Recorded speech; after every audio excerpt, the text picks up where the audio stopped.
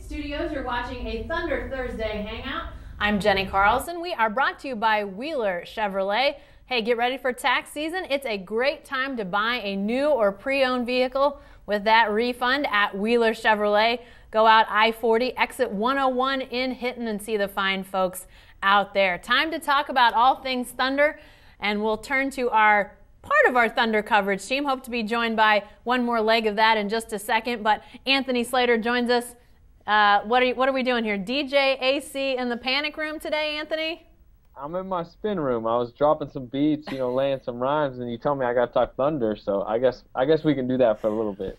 We may ask you to wrap your answers a little bit later, so prepare yourself. Not until they're ready. I don't release my rhymes until they're ready.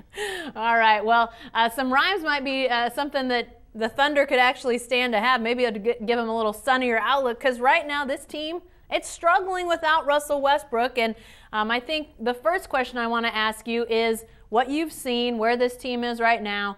Is there reason to panic, to actually be really worried about this team? I don't think long term there's reason to panic. I think there's some trends right now in the short term that are a little bit concerning. I think Thabo Sefolosha continues to struggle. He's 29% this year.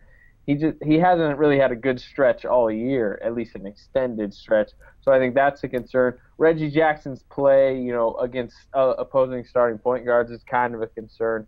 So there's little pockets, but I don't think the overall fact that they're 5-5 in 10 games without Westbrook. I think we know they're somewhat mediocre without Russell Westbrook. 5-5 is not exactly the mark you want, but it's something we could have kind of expected. Do you feel like in some ways that Scott Brooks is doing some experimenting? I mean, we've seen him try some lineups that maybe some people don't agree with, but might be giving some guys a chance, or he wants to see some things. I think that has been an added source of concern for people. What's your feeling about Scott Brooks and how he's handled all of this? Well, there's some things he's doing that I like. I like the experimenting. I almost would like some more experimenting, more minutes for Steven Adams, more minutes for maybe Perry Jones. Get some bigger offensive threats out there when you lost obviously your second best offensive threat. Maybe try some different things. There's talk of starting lineup change. There's talk of this and that. I'm not as critical on Brooks as some other people are right now. You would have hoped they would have done a little bit more since they had last year in the playoffs. This Westbrook absence kind of got thrust upon them. They had time in the preseason to prepare because if you remember, they thought they were going to miss him for about a month. You would have maybe liked to see more. I think people are not as mad about that he is experimenting. I think that they're mad about the experiments he's making aren't the ones that they exactly want.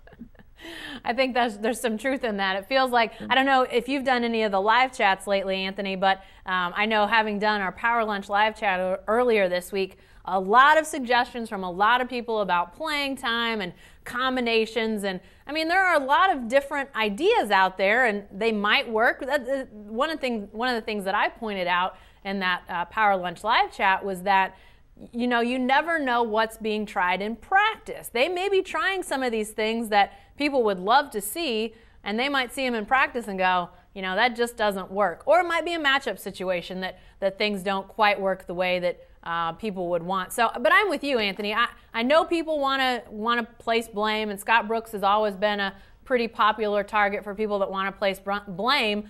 But I'm not necessarily sitting here thinking he's doing a terrible job. Are there things that maybe he could change or should change? Perhaps, but I think overall he is experimenting some and maybe trying to see now what works in the early season, because we are still in the early season, pre-All-Star game, that might be beneficial in the playoffs. You just never know. We talk a lot about the struggles and who's maybe having a tougher time than others. But as the Thunder's gone through this, Anthony, I'm wondering, do you see, are there things that you're pulling out of the team's play right now that you would say you're optimistic about this or optimistic about that? What sort of stands out for you in terms of that? A couple things, and they're both kind of at the small forward position. Kevin Durant's still playing, some incredible basketball, and I think he's shown an ability, although he's coming out in the press and saying, I'm shooting too much, I'm not doing enough. He clearly is doing enough offensively. He's averaging 35 points or so. I kind of have liked his assertiveness, in Minnesota down the stretch when he knows, we to win, we need me to score a lot. I mean, he did it in that game, and there's going to be a time in the playoffs. Maybe Westbrook's having one of his tough games, and there's going to be, times when he's got to shoot a lot. So that, and then the other side of it is Perry Jones. I think Perry Jones is playing well. I think he should get more minutes, like I mentioned a little bit earlier.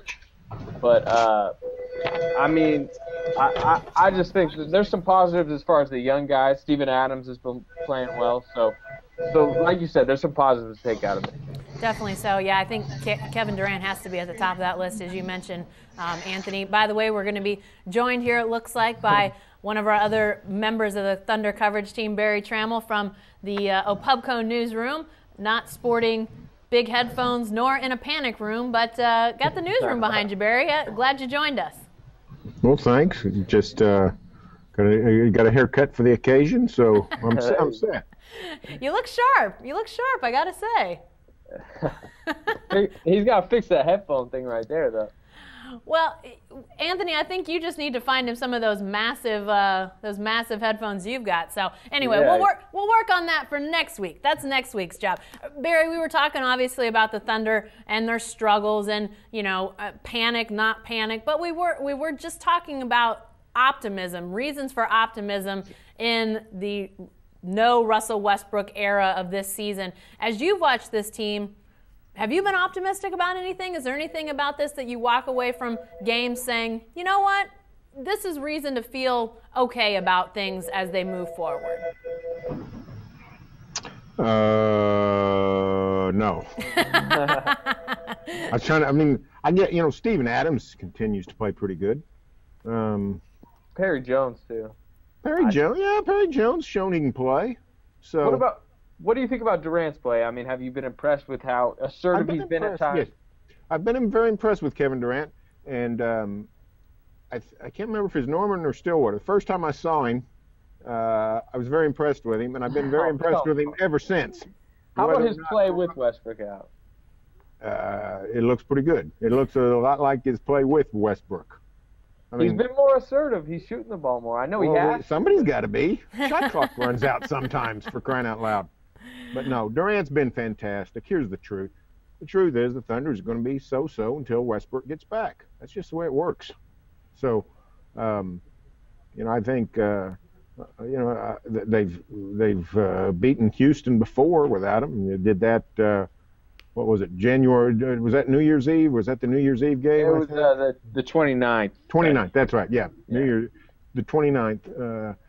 They beat Houston, so maybe they beat them again, and they got a stretch here where they got 4 pretty tough games, and Warriors, Rockets, Spurs, Blazers, 4 of the big dogs of the West. So win a couple of those, and everybody's feeling pretty good again. So until Westbrook gets back, it's just going to be a roller coaster at best.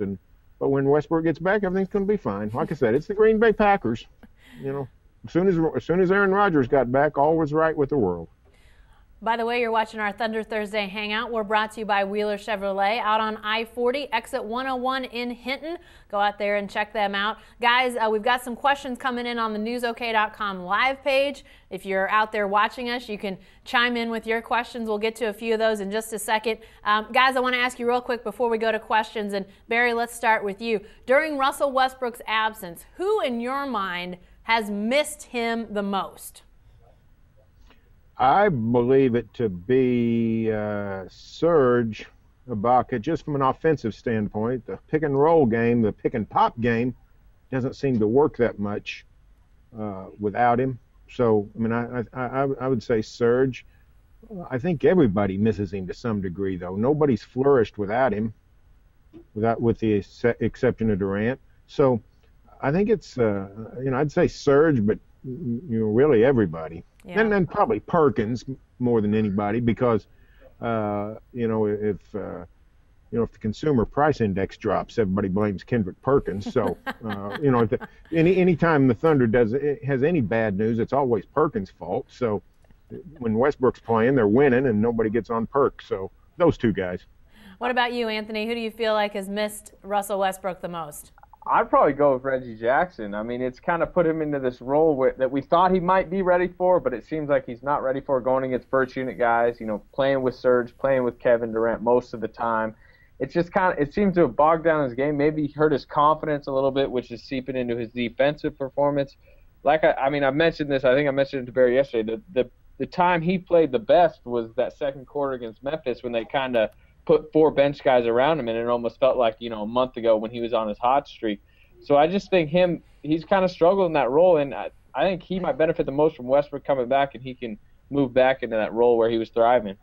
All right, guys, let's go to some newsok.com/live questions. We've got several today. First of all, and Anthony, we'll start with you. A question from Gary. He says, speaking about the Thunder struggles, he says, I think this highlights what a bad move it was to trade James Harden. We don't have enough depth with good shooters. It always comes back to Perk or the Harden trade, apparently. Anthony, what about the Harden trade resonating once again? I mean, if you knew Westbrook was going to be out and you knew he'd be hurt, sure, obviously it'd be better to have James Harden. Would they have James Harden right now, even if they had kept him, because there was a whole restricted free agent thing next summer? So that's always a big question.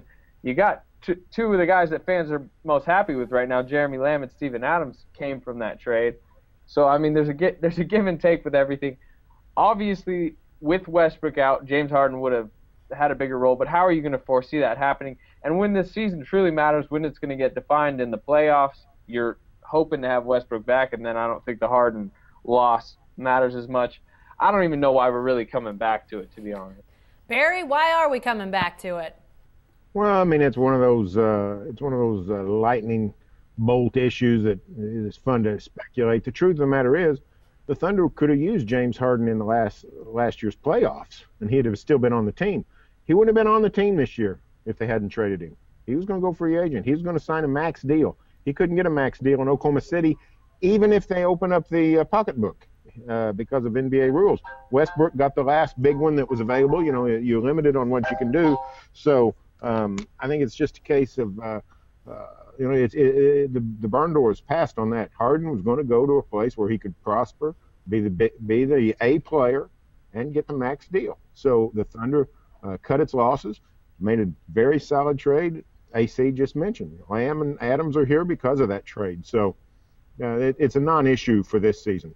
Yeah, and I think people, obviously there's some people out there that would say just spend no matter what, but to me, that's a foolhardy way to build a regular contender. It's easy to say you want to, win and win now, but as Barry said, if they keep James Harden through the end of last year, they don't get anything in return. They just lose him. So look at the gaping holes that you have on the roster. If you don't have Harden and you don't have Lamb and you don't have Adams, you don't have what came out of that trade.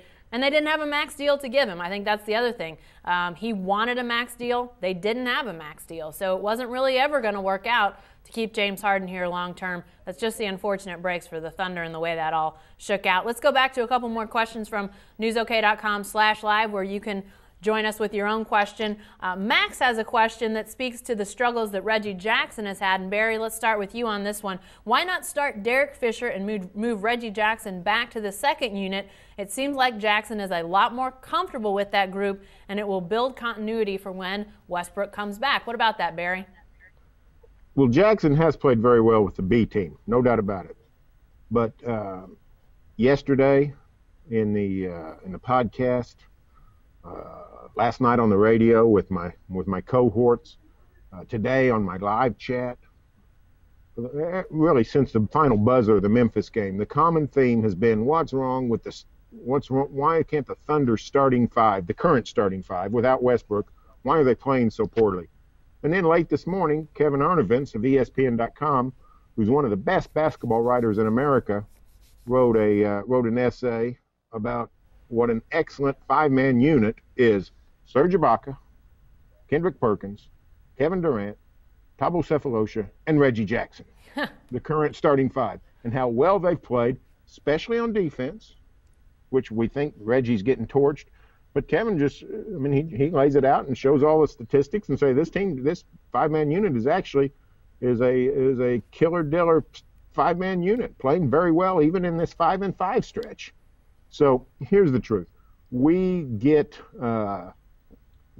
panicky here when we see, a team that's accustomed to going 8-2 over 10 games, go 5-5, and we see a poor performance like early in the Memphis game. But the truth is, that 5-man unit is probably not the problem.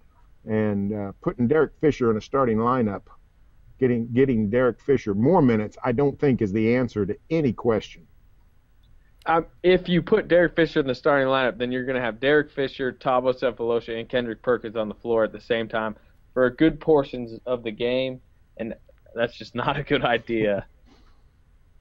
No, I think that's fair, guys, and great point to that piece that's out, Barry. I suggest folks go check it out. I mean, it's another perspective on things. Clearly there's issues. I don't think anybody's trying to sugarcoat it with that or anything else, but the numbers bear it out, and I think that's worth taking into consideration too, that when you watch it up close and personal, sometimes you see things that look worse than they actually are. Guys, let's take one more question from the newsok.com/live page before we veer in another direction. Let's talk about trade rumors. This question comes from Q, and Anthony, we'll start with you. Any trade rumors that you're hearing that are starting to gain any traction?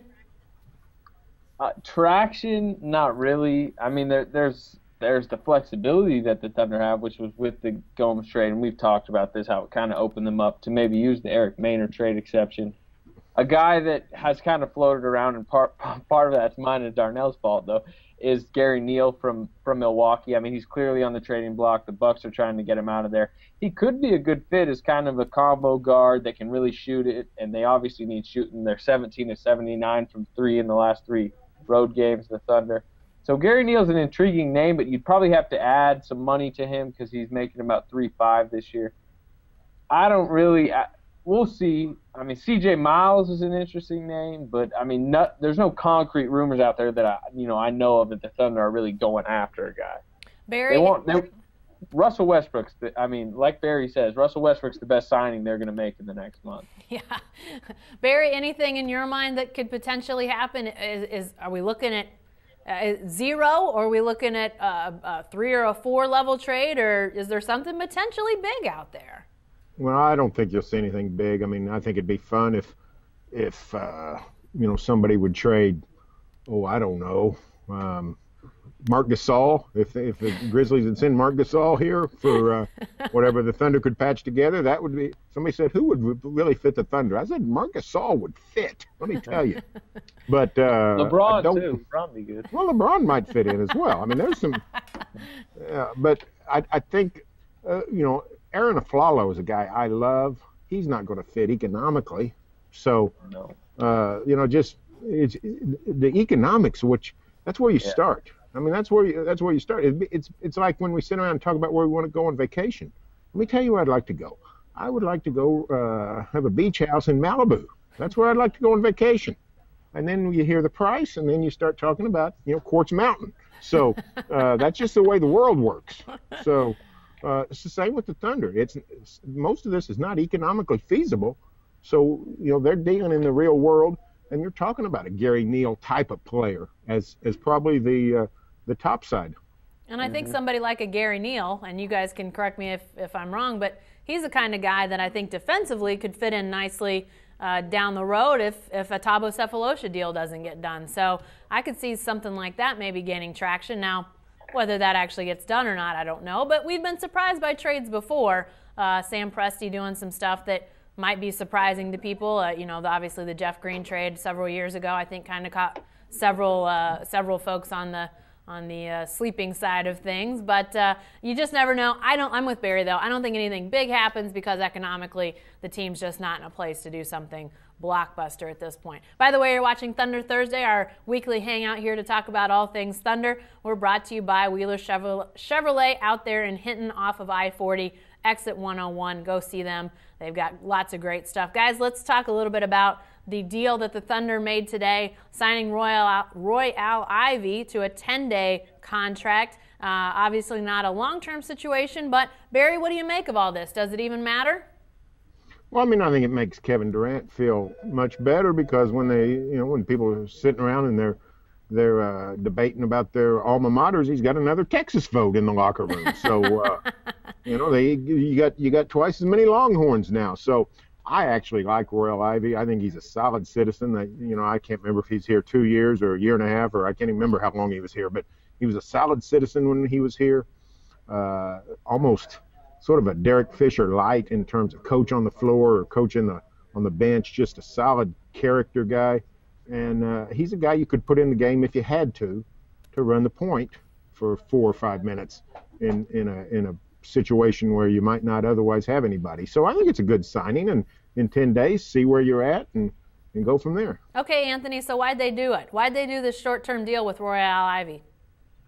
Like Barry mentioned, I mean, it's a 4 or 5 minute per game, maybe at the most, placeholder for 10 days.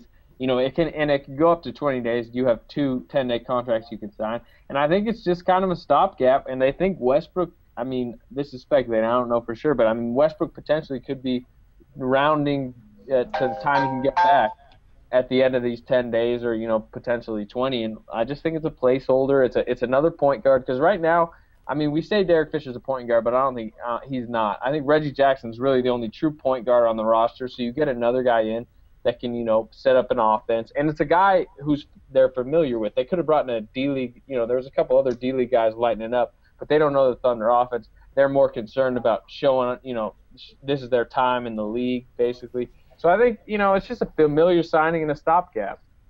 All right, let's talk about another guy that has been on this roster long-term, longer than 10 days, and we expect him to be on the roster longer than 10 days after this Thunder Thursday hangout. That's Kevin Durant. We've talked about him in passing here in the first 20 minutes or so of this hangout, but let's spend some time to really focus on him because he's playing so well, Anthony. Right now, let's talk about his play. You mentioned before his aggressiveness, his getting other guys into the action. What in your mind has been most impressive about Durant's play of late? Well, I mentioned it. I just think it's his assertiveness, his just willingness to take 33, 34 shots. Even though he's saying he's shooting too much, he's not. So, I mean, I think that's good. Like Barry mentioned, I mean, he impresses you every time he's on the court. So, I mean, nothing he's doing is really surprising. But it's good to see, and he's making his MVP push. I know it's something we've talked about. I know it's something that nationwide is being talked about, but he's clearly kind of moved into that favorite, spot of MVP because of the numbers he's consistently putting up on a night-to-night basis. Even with Westbrook out, or even when Westbrook was here, he was doing it. Barry, what about this whole idea that Durant says he's taking too many shots? Do you buy any of that? Oh, I mean, I think he believes it to some degree. I don't personally agree with him. I don't think it's, every time he shoots, I think it's a good idea. So I haven't seen Kevin Durant take 10 bad shots all year. So I think he's just trying to exert leadership, and I applaud him for that. I mean, that's a good, solid thing. But it's just in the same way that it's never a bad idea when Tom Brady throws a pass. It's never a bad idea when Kevin Durant takes a shot. And the thing I've been most impressed with Durant through this, through the post-Westbrook time has been his demeanor. One of the few things you can sort of get on Durant about over the years is he occasionally can express or show on-court frustration when things aren't going well, when he's not playing well, when Westbrook's hogging the ball, when he gets a bad call, when a young player screws up, whatever. And I think he's really kept a positive and solid demeanor these last 10 games. And I know the frustrations are mounting for him, but I just love his attitude. And to me, that's been the best way that he's shown leadership, not saying I'm taking too many shots. It's been interesting as you mentioned demeanor, Barry. I was thinking about the fact that right before Westbrook gets hurt, I'd have to go double check my memory, but it seems to me like that was kind of the stretch when Durant was going through the John with the fan behind the scorers table and picking up some technicals here and there. It seemed like he had kind of started to take on that, KD is not nice persona again, but we've seen that stop without Westbrook. Durant, or largely so. I mean, I don't think it's maybe completely gone, but I don't think it's quite as heavy as it was when Westbrook was there and they were playing so well as a team. You've sort of seen him back off and really be conscious of what image am I portraying out there for my team? And I think that has been impressive to watch. I'm curious, one other thing, and Barry, we'll start with you on this one when it relates to KD. LeBron James, talking earlier this week, talks about being jealous of KD. Sort of the same way I ask you, are you buying Durant taking too many shots? Are you buying that LeBron is jealous of KD? I read that with great interest. I don't know what LeBron's end game is with that statement. Because here's the truth about LeBron James. If LeBron James wants to take 30 shots a game, he can take 30 shots a game. He can do whatever he wants to. I mean, I don't, it's Eric Spoelstra, Pat Riley, Fidel Castro. Nobody down there is going to tell LeBron James how to play basketball. So he can do whatever he wants to. So, I mean, I think he's just letting off steam. He and the Heat look bored to me, which is, they've lost 3 straight. Now, I think they're just bored, and I think he's just trying to pass the time of day. He's got another little press conference, and somebody asked him a question, and he said, well, how can I make this interesting? So he started talking off his head. So I guess that's what's happening. If he wants to shoot more, just shoot more. Yeah, I think it's a little bit of that, and I mean, we know he's like a highly intellectual guy, and I think it's kind of a little bit of an MVP statement by him, throwing that quote out there so people will start looking. Well, how many shots is he taking? Oh, he's shooting 59% this year, and it'll kind of throw him back into the MVP race a little bit. So I think he kind of, it was kind of a scheme for him to just throw. He knew he throws that quote out there, and maybe there's some more buzz back towards him on MVP. And like you said, I mean, he might have just been bored at a press conference. But Barry, did you see Greg Oden last night? I did see Greg Oden. He hadn't aged a bit. He still looks 44 years old. He looks like LeBron's dad. Couple nice dunks though. Yeah, well, I mean, a 7-footer ought to be able to dunk. I agree with that. We've been jaded. We've been jaded here by we've had a center for 4 years that can't dunk, so we get fired up when somebody else's center can dunk. It's not that big a deal. I'm just happy for the guy. I mean, he hadn't played that'd be 5 great. years. So last time he played a game was December of 2009. Yeah, no, I guess what? The last time he played a basketball game, we didn't even know the Thunder was any good. Yeah, no, I put the stat out there, I think on Twitter. Since the last time Greg Oden played a game, Kevin Durant's won 3 scoring titles, been to 4 All-Star games, scored like 9,000 something points. And these are the 2 that were supposed to be compared, coming into the league 1 and 2. And I'm not trying to pile on Greg Oden, but I think you're trying to pile on Steve Patterson, the new Texas athletic director. He's the one that was general manager of the Blazers when they took Oden. Yeah, well. Thank you, Mr. Patterson. All right, guys, before we get to one more question from the newsok.com live chat, let's divert from the Thunder a second and talk about All-Star Game jerseys. I don't know if you guys have had a chance to see these yet, but they were unveiled today or leaked today. I'm not sure which is the appropriate verb, but they're going to wear sleeves in the All-Star Game. It's an interesting look. Anthony, you've seen them. What do you think? I don't know why the NBA is really pushing this. Well, I do know why the NBA is pushing this. I mean, it's about money. I mean, when I was in New York, all they were selling was, because that's when they wore it on Christmas Day, they were selling all these sleeve jerseys, and a bunch of kids were buying them. So I think it's all about money. But I just don't understand why they're pushing the sleeves. Look, it's not basketball. It's never been basketball. Why are there sleeves on jerseys? Barry, thumbs up, thumbs down for sleeves on jerseys. Oh, I prefer sleeves myself, so I guess it's okay. Just in general, I'm thumbs down on all-star jerseys. The best thing about an all-star game is when players wear their own uniforms, and they only do that, of course, in the baseball all-star game, and that's the coolest thing. See all the different jerseys on the field. They ought to do the same thing for the NBA all-star game. It would make the game a little more bearable. I agree with that, but along those lines, why do baseball managers wear jerseys? You don't see Scott Brooks rolling around in a tank top. Why are baseball managers wearing jerseys in the dugout? You've never seen Fiddler on the Roof, obviously. Tradition! Tradition! I think we should have a game where Scott Brooks does wear the Thunder jersey, just so we can say we've seen it once. That'd be fun. Maybe you can give him some nice minutes. I mean, they're signing Royal Ivy. Maybe he can give him a nice 10-day. He's a former point guard. Might be needed. That's true. He might tempt himself to put himself in the game. All right, lastly, guys, real quick, question from Mac, and this hits on our look at the remaining or the next week or so of games for the Thunder. Mac says 5 games in 7 nights. 4 against West playoff teams. What should we expect? And guys, this is a pretty brutal stretch. Tonight at Houston, Golden State at Oklahoma City on Friday, then what should be a laugher against Sacramento on Sunday, then back-to-back Blazers at home, and then Spurs on the road next Tuesday, Wednesday. What should we expect, Anthony? I'm calling a win tonight, which I'm sure they're going to be underdog by a lot. But I think they kind of match up with Houston well. I think they've been hearing how much they've been struggling, especially on the road lately. So I think they're going to kind of crank it up tonight, and I can kind of see them beating Houston. Overall, this is a tough 5-game stretch. We mentioned the 4 contenders. The Kings are actually playing well lately, and that's not a joke. They actually have been scoring the ball. So I think all 5 games, could go either way. You obviously expect them to win Sunday, but I think 2 and 3 is their maybe what we should expect. 3 and 2 would be good. 4 and 1 would be spectacular. You'd probably assume Westbrook came back at some point. I think they need to maybe avoid 1 and 4, be okay with 2 and 3, and then aim for 3 and 2 at least. Barry, what about you? Well, you should expect 2 and 3, and if it goes 3 and 2, go celebrate with a boat ride down the Bricktown Canal. That's what I say.